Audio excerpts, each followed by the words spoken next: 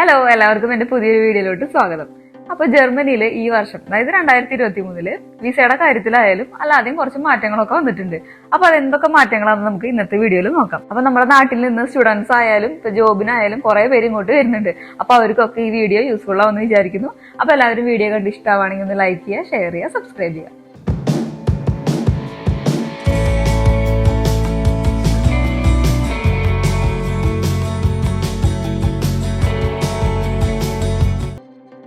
ജർമ്മനിയിൽ സ്കിൽഡ് വർക്കേഴ്സിന് ഇപ്പോൾ ഭയങ്കര ഷോർട്ടേജ് ഉണ്ട്. അതുകൊണ്ട് തന്നെ ജർമ്മൻ ഇമിഗ്രേഷൻ ലോയിൽ സ്കിൽഡ് വർക്കേഴ്സ് ആക്ട് അവർ എക്സ്റ്റെൻഡ് ചെയ്തിട്ടുണ്ട്. അപ്പൊ നമ്മുടെ നാട്ടിലുള്ളവർക്ക് ഈ ഒരു ഓപ്പർച്യൂണിറ്റി ഭയങ്കരമായിട്ട് യൂസ് ചെയ്യാൻ പറ്റും. കാരണം എന്താണെന്ന് വെച്ചിട്ടുണ്ടെങ്കിൽ ഇവിടെ ഇപ്പൊ ഷോർട്ടേജ് ഉള്ളത് കൊണ്ട് തന്നെ അവര് ബാക്കിയുള്ള കൺട്രിയിൽ നിന്ന് ആൾക്കാരെ ഇങ്ങോട്ട് ക്ഷണിക്കുകയാണ്. അപ്പൊ നമുക്ക് ഇപ്പൊ നമ്മുടെ നാട്ടില് സ്കിൽഡ് പ്രൊഫഷനിലുള്ള ആൾക്കാരാണ്, അതായത് ഒരു എഞ്ചിനീയർ ആണ്, മെഡിക്കൽ ഫീൽഡിലുള്ള ഒരാളാണ്, IT ഫീൽഡാണ്, അങ്ങനെയുള്ള ആൾക്കാരൊക്കെയാണെന്ന് വെച്ചിട്ടുണ്ടെങ്കിൽ നമുക്ക് ഇങ്ങോട്ട് ഇപ്പോൾ ഈസി ആയിട്ട് വരാൻ പറ്റും. അപ്പൊ മറ്റുള്ള രാജ്യങ്ങളെ അപേക്ഷിച്ച് ഇപ്പോൾ ജർമ്മനിയിലേക്ക് വരാൻ കുറച്ചും കൂടി എളുപ്പമായേക്കാം. അതുകൊണ്ട് തന്നെ നിങ്ങൾ ഈ ഓപ്പർച്യൂണിറ്റി നിങ്ങൾ മിസ്സാക്കരുത്. നിങ്ങൾ അപ്ലൈ ചെയ്യാൻ നിങ്ങൾക്ക് ലക്ക് ഉണ്ടെങ്കിൽ നിങ്ങൾക്ക് കിട്ടും. അടുത്തതായി വന്നൊരു ചേഞ്ച് എന്ന് പറയുന്നത് നമ്മുടെ ബ്ലൂ കാർഡിന്റെ കാര്യത്തിലാണ്. അപ്പൊ കഴിഞ്ഞ വർഷം വരെ നമുക്ക് ബ്ലൂ കാർഡ് കിട്ടാനുള്ള ക്രൈറ്റീരിയയില് ആനുവൽ ഗ്രോസ് സാലറി എന്ന് പറയുന്നത് 43,992 യൂറോ ആയിരുന്നു. അപ്പൊ ഈ വർഷം മുതൽ അത് മാറിയിട്ട് 45,552 ആയി. അതുകൊണ്ട് തന്നെ നമുക്കിപ്പോ ബ്ലൂ കാർഡ് കിട്ടാനുള്ള ആ ഒരു ക്രൈറ്റീരിയയില് ആ സാലറിയുടെ അത് കൂടിയല്ലോ. അപ്പൊ നമുക്ക് കുറച്ച് ടഫ് ആയിട്ടുണ്ട് ഇപ്പോ. അപ്പൊ അടുത്തതായിട്ട് വന്നൊരു ചേഞ്ച് എന്താണെന്ന് വെച്ചിട്ടുണ്ടെങ്കിൽ നമ്മുടെ നാട്ടിൽ നിന്ന് നമ്മൾ സ്പൗസിനെ ഒക്കെ ഇങ്ങോട്ട് കൊണ്ടുവരുമ്പോൾ നമുക്ക് റെസിഡൻസ് പെർമിറ്റ് ഉള്ള ആൾക്കാരാന്ന് വെച്ചിട്ടുണ്ടെങ്കിൽ A1 ആവശ്യം ഉണ്ടായിരുന്നു. ഇപ്പൊ ബ്ലൂ കാർഡാണ്, പെർമനന്റ് റെസിഡൻസ് ആണ് നമ്മുടെ കയ്യില്, നമ്മുടെ സ്പൗസിന്റെ കയ്യിൽ ഇവിടെ ഉള്ളതെന്ന് വെച്ചിട്ടുണ്ടെങ്കിൽ വരുന്ന ആൾക്ക് A1 ആവശ്യം ഉണ്ടായിരുന്നില്ല. നമ്മുടെ കയ്യില് റെസിഡൻസ് പെർമിറ്റ് ആണ് ഉള്ളത് എന്ന് വെച്ചിട്ടുണ്ടെങ്കിൽ ഇത്രയും നാള് നാട്ടിൽ നിന്ന് വരുന്ന ആൾക്ക് A1 ആവശ്യം ഉണ്ടായിരുന്നു. എന്നാൽ ഇനി തൊട്ട് നമ്മുടെ കയ്യില് റെസിഡൻസ് പെർമിറ്റ് ആയാലും നാഷണൽ വിസ ആയാലും ഇപ്പൊ ബ്ലൂ കാർഡ് ആയാലും ഏതായാലും നമുക്ക് A1 ആവശ്യമില്ല. അപ്പൊ അതൊരു നല്ലൊരു കാര്യമല്ലേ. പക്ഷെ ഒരു കാര്യം എന്താന്ന് വെച്ചിട്ടുണ്ടെങ്കിൽ നമ്മൾ വിസയ്ക്ക് വേണ്ടി അപ്ലൈ ചെയ്യുമ്പോൾ ചിലപ്പോ അവരിപ്പോ A1 ചോദിച്ചെന്ന് വരാം. കാരണം ഈ ഒരു ചേഞ്ച് ഇവിടെ വന്നിട്ടുണ്ട്, പക്ഷെ അത് ഇംപ്ലിമെന്റ് ആയിട്ടുണ്ടോ എന്ന് നമുക്ക് അറിയില്ല.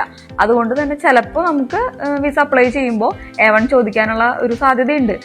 പിന്നെ എന്തായാലും നമ്മൾ ഇങ്ങോട്ട് വരാൻ ഉദ്ദേശിച്ചിരിക്കുന്ന ആൾക്കാരാ ജർമ്മനിയിലോട്ട് വരാൻ. അപ്പൊ ഇവിടെ വന്നിട്ടായാലും ഇപ്പൊ നമുക്ക് ലാംഗ്വേജ് പഠിക്കേണ്ട ആവശ്യമുണ്ട്. അപ്പൊ നാട്ടിൽ നിന്ന് A1 പഠിച്ചിട്ട് വരികയാണെങ്കിൽ നമുക്കത് ഉപകാരമാവുള്ളൂ. അതുകൊണ്ട് എന്റെ അഭിപ്രായത്തിൽ എല്ലാവരും A1 എടുത്ത് വെക്കുന്നത് എന്തുകൊണ്ടും നല്ലതായിരിക്കും.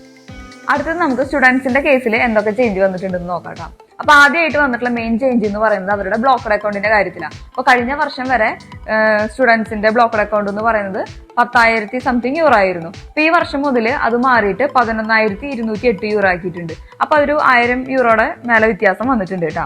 അതുപോലെ തന്നെ ഈ ബ്ലോക്കഡ് അക്കൗണ്ട് നമുക്ക് ഇവിടെ വരുമ്പോൾ നമുക്ക് എടുക്കാൻ പറ്റുന്ന അറിയാലോ. അപ്പൊ ഓരോ മാസം എടുക്കുന്നതിന് ഒരു ലിമിറ്റ് ഉണ്ടായിരിക്കും. അത് കഴിഞ്ഞ വർഷം വരെ നമുക്ക് ഓരോ മാസം വിഡ്രോ ചെയ്യാൻ പറ്റുന്നത് 861 യൂറോ ആയിരുന്നു.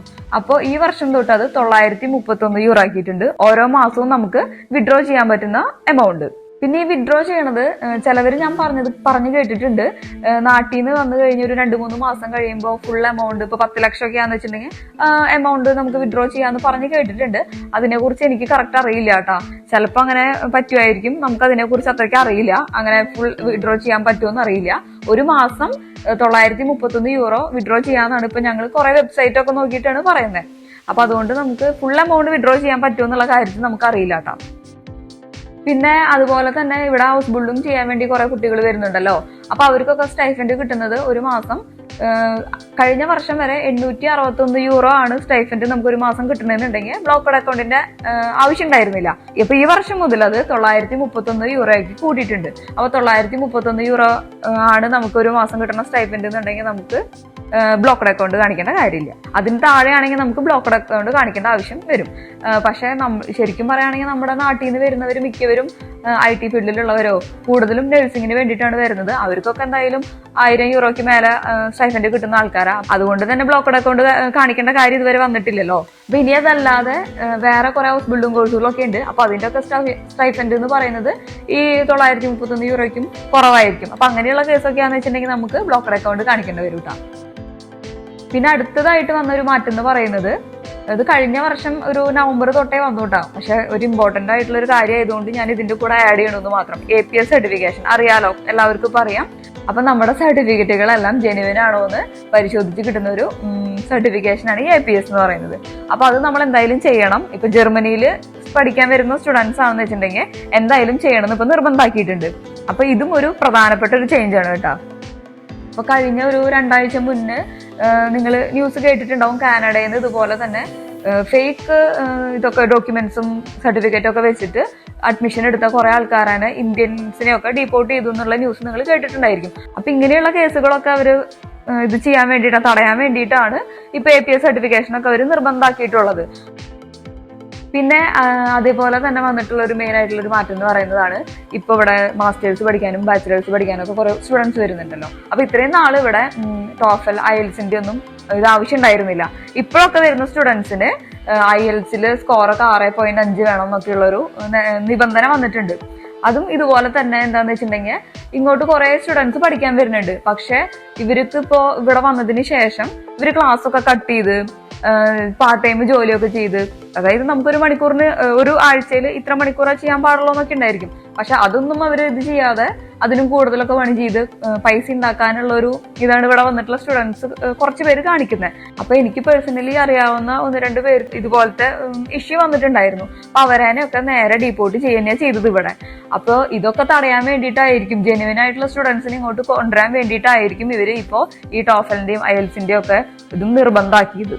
അപ്പൊ ചില യൂണിവേഴ്സിറ്റികളിൽ ഈ സർട്ടിഫിക്കറ്റുകളൊന്നും നിർബന്ധം ഇല്ല എന്നുണ്ടെങ്കിൽ കൂടി നമ്മൾ വിസയ്ക്ക് അപ്ലൈ ചെയ്യുമ്പോൾ ഇതൊക്കെ ചോദിക്കുന്നുണ്ട് കേട്ടോ. അപ്പൊ 6.5 ചില യൂണിവേഴ്സിറ്റിയില് 5.5 മതി എന്ന് പറയുന്നുണ്ട്, ചിലതിൽ 6 മതി എന്ന് പറയുന്നുണ്ട്. അപ്പൊ എന്തായാലും ഒരു 6.5 ആണ് ഒരു ആവറേജ് എന്ന് പറയുന്നത്. കാരണം ഏത് യൂണിവേഴ്സിറ്റിയിൽ എത്രയാ ചോദിക്കാന്ന് നമുക്ക് പറയാൻ പറ്റില്ല. നമുക്ക് ഏത് യൂണിവേഴ്സിറ്റിയിലാണ് അഡ്മിഷൻ കിട്ടുന്നതെന്ന് നമുക്കും പറയാൻ പറ്റില്ല കേട്ടോ. പിന്നെ ഈ വർഷം മുതൽ ജർമ്മനിയിൽ വന്നിട്ടുള്ള ചെറിയ ചെറിയ മാറ്റങ്ങളൊക്കെ ഉണ്ട്. അപ്പൊ അതിലൊരു പ്രധാന മാറ്റമാണ് കിൻഡർഗാർട്ടൻ എന്ന് പറയുന്നത്. എല്ലാവർക്കും അറിയാം, ഇവിടെ കുട്ടികൾക്ക് 18 വയസ്സ് വരെയുള്ള എല്ലാ കുട്ടികൾക്കും കിൻഡർഗാർട്ടൻ കിട്ടുമെന്ന് അറിയാം. ഇവിടെ ഇത്രയും നാള് കിൻഡർഗാർട്ടൻ ഓരോ കുട്ടികൾക്കും കിട്ടിയിരുന്നത് ആദ്യത്തെ കുട്ടിക്ക് 219, രണ്ടാമത്തെ കുട്ടിക്ക് 225 അങ്ങനെ ഒരു ഇതിലായിരുന്നു. ഇപ്പോ എല്ലാ കുട്ടികൾക്കും 18 വയസ്സ് വരെയുള്ള എല്ലാ കുട്ടികൾക്കും 250 യൂറോ ആക്കിയിട്ട് മാറ്റിയിട്ടുണ്ട്. ഇപ്പൊ നിങ്ങൾ ആദ്യമായിട്ട് ജർമ്മനിയിലേക്ക് വരുന്ന ആൾക്കാരാണ്, കുട്ടികളെയും കൊണ്ട് വരുന്ന ആൾക്കാരാന്ന് വെച്ചിട്ടുണ്ടെങ്കിൽ നമുക്ക് ഈ കിൻഡർഗാർട്ടൻ നമുക്ക് കിട്ടും. അപ്പൊ നിങ്ങൾ ആദ്യമായിട്ട് ജർമ്മനിയിലിട്ട് കുട്ടികളെയും കൊണ്ടുവരുന്ന ആൾക്കാരാന്ന് വെച്ചിട്ടുണ്ടെങ്കിൽ നിങ്ങൾക്ക് ഈ കിൻഡർഗാർട്ടന് പുറമെ ഫസ്റ്റ് ടൈം പേയ്മെന്റ് ആയിട്ട് നിങ്ങൾക്ക് ഒരു കിൻഡർ അലവൻസും കൂടി കിട്ടും കേട്ടോ. അപ്പൊ അതും ഒരു 250 യൂറോ കിട്ടും. അത് ആദ്യം വരുമ്പോ ഒരു ഇത് മാത്രമേ ഉള്ളൂ കേട്ടോ. അതിനുശേഷം നമുക്ക് സാധാരണ എല്ലാ മാസവും ഓരോ കുട്ടിക്ക് 250 യൂറോ വെച്ച് കിട്ടും. പിന്നെ അടുത്ത് വന്നിട്ടുള്ള ഒരു മാറ്റം എന്താണെന്ന് വെച്ചിട്ടുണ്ടെങ്കിൽ നമ്മളിവിടെ വന്നു കഴിഞ്ഞിട്ട് കുറച്ച് പേര് ജർമ്മൻ ലാംഗ്വേജ് പഠിക്കുന്നവരുണ്ടായിരിക്കും. അപ്പൊ നാട്ടിൽ നിന്ന് A1 പഠിച്ചു കഴിഞ്ഞിട്ട് വരും, അത് കഴിഞ്ഞ് ബാക്കിയുള്ളത് ഇവിടെ ആയിരിക്കും പഠിക്കുക. അപ്പൊ ആദ്യമൊക്കെ ഇവിടെ പഠിക്കുമ്പോൾ 195 യൂറോ ആയിരുന്നു ഒരു ഇതിന്റെ ഫീസ് എന്ന് പറയുന്നത്, ഒരു കോഴ്സിന്റെ ഫീസ്. ശരിക്കും പറയാന്ന് വെച്ചിട്ടുണ്ടെങ്കിൽ നമുക്ക് ഈ B1 വരെ പഠിക്കാൻ ഒരു 6 കോഴ്സ് ഉണ്ട്. അപ്പൊ 6 കോഴ്സിന്റെ ഫീസ് എന്ന് പറയുന്നത് ഓരോ കോഴ്സിനും 195 യൂറോ വെച്ചിട്ടായിരുന്നു. അപ്പൊ ഈ വർഷം മുതൽ അത് മാറിയിട്ടുണ്ട്, 228 യൂറോ ആക്കിയിട്ട് അവർ കൂട്ടിയിട്ടുണ്ട്.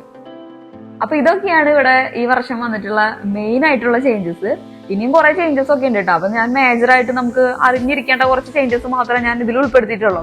അപ്പൊ ഞാൻ ഇതൊക്കെ വെബ്സൈറ്റിൽ നോക്കിയിട്ടാണ് ഈ കാര്യങ്ങളൊക്കെ പറഞ്ഞത്, ഡീറ്റെയിൽസ് ഒക്കെ എടുത്തതൊക്കെ. അപ്പൊ നിങ്ങൾക്ക് ഞാൻ പറഞ്ഞതിൽ എന്തെങ്കിലും ഡൗട്ടും കാര്യങ്ങളൊക്കെ ഉണ്ടെന്ന് വെച്ചിട്ടുണ്ടെങ്കിൽ നിങ്ങൾക്ക് വെബ്സൈറ്റിൽ കയറി ചെക്ക് ചെയ്ത് നോക്കാം. അപ്പൊ ഞാൻ ഈ പറഞ്ഞ ഇൻഫർമേഷന്റെ വെബ്സൈറ്റിന്റെ ലിങ്ക് ഞാൻ താഴെ ഡിസ്ക്രിപ്ഷനിൽ കൊടുക്കാം.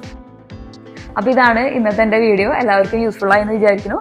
അപ്പൊ എല്ലാവരും ഇഷ്ടപ്പെട്ടിട്ടുണ്ടെങ്കിൽ എല്ലാവരും ഒന്ന് ലൈക്ക് ചെയ്യുക, ഷെയർ ചെയ്യുക, സബ്സ്ക്രൈബ് ചെയ്യുക. അപ്പൊ പുതിയ വീഡിയോയിൽ നമുക്ക് ഉടൻ തന്നെ കാണാം. ബൈ.